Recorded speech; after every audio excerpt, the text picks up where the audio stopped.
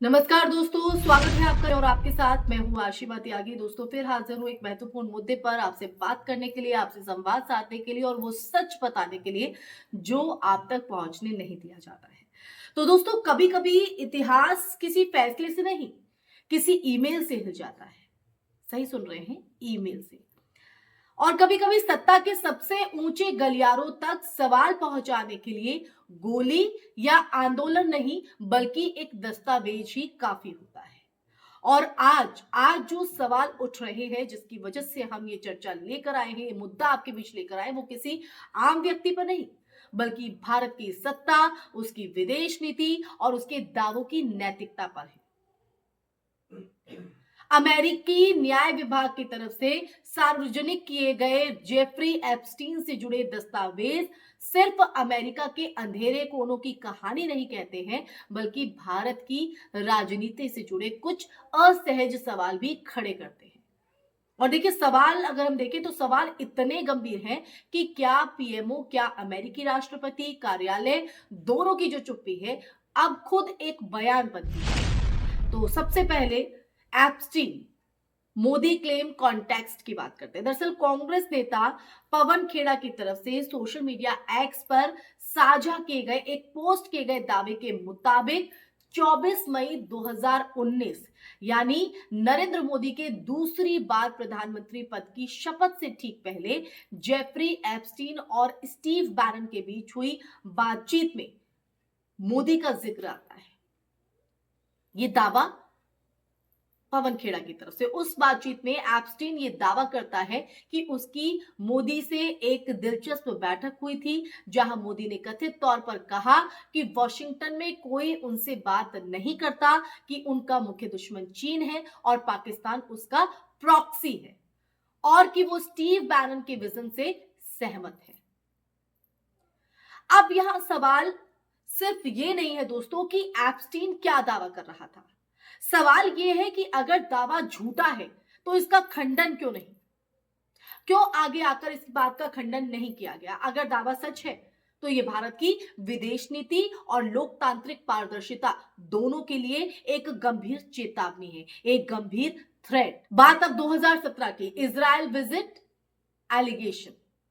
इसी कड़ी में दोस्तों एक और दावा जो है वो सामने आता है कि एप्स्टीन ने 2017 में मोदी जी की ऐतिहासिक इजराइल यात्रा की सलाह दी, और ताकि अमेरिका के तत्कालीन राष्ट्रपति को प्रभावित किया जा सके।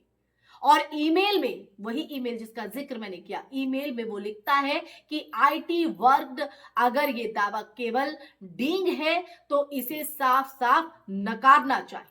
लेकिन अगर कोई निजी, गैर सरकारी और बदनाम व्यक्ति भारत की विदेश नीति पर प्रभाव का दावा कर रहा है तो लोकतंत्र में यह सामान्य बात नहीं मानी जा सकती। और इसे सामान्य कैसे माना जा सकता है दोस्तों?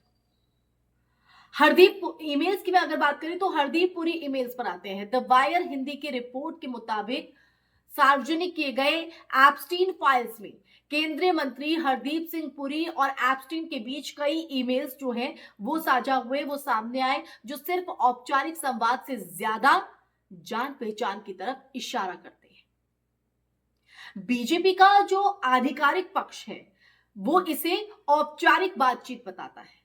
लेकिन सवाल यहां पर यह है कि अगर बातचीत इतनी औपचारिक थी तो इतनी बार क्यों?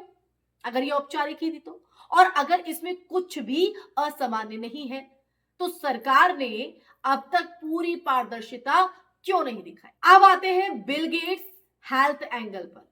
इस कहानी का एक और ये संवेदनशील अध्याय है जो जानना आपके लिए जरूरी है दोस्तों। 2014 में दरअसल तत्कालीन स्वास्थ्य मंत्री हर्षवर्धन की बिल गेट्स से मुलाकात, जिसे लेकर यह दावा किया गया कि इसमें एप्स्टीन की भूमिका थी। और यहां आरोप और तथ्य को अलग अलग समझना जरूरी हो जाता है।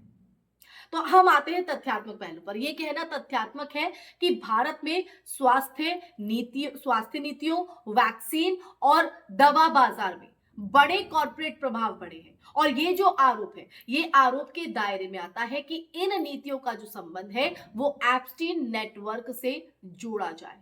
जी हाँ, एप्स्टीन नेटवर्क से जोड़ा जाए। लेकिन सवाल यहाँ पर ये अहम हो जाता है और ये जरूर उठता है कि कोविड के दौरान जब दवाओं और ऑक्सीजन की कमी से लाखों लोग जूझ रहे थे, लाखों लोग, तब सरकार जवाबदेही के बजाय प्रतीकों में क्यों उलझी रही?